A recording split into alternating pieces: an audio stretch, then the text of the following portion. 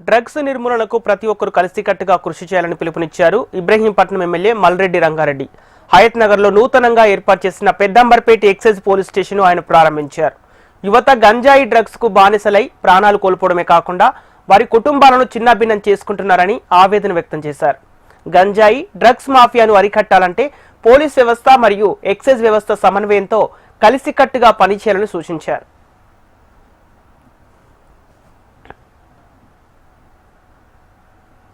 ఉండే పేదరికంలో ఉన్నటువంటి పేదవాళ్లకు జరుగుతున్నటువంటి అన్యాయమే ఎక్కువ. ఇది తెలుసో తెలియకనో మత్తుకు అలవాటై అన్యాయంగా ప్రాణాలు కోల్పోవడమే కాదు, కుటుంబాలు కూడా చెడిపోతున్నాయి.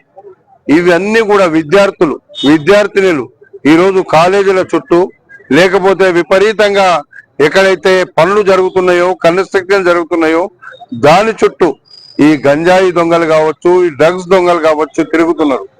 వాళ్ళు తిరిగి ఈ సమాజాన్ని పాడు చేస్తున్నారు. వాళ్ళ లాభాల కోసం మన సమాజాన్ని పూర్తిగా అన్యాయం చేస్తున్నటువంటి వాళ్ళను తప్పకుండా అరికట్టాలి, కటకటాల్లో పంపించాలనేదే నా ప్రధానమైనటువంటి ఉద్దేశం.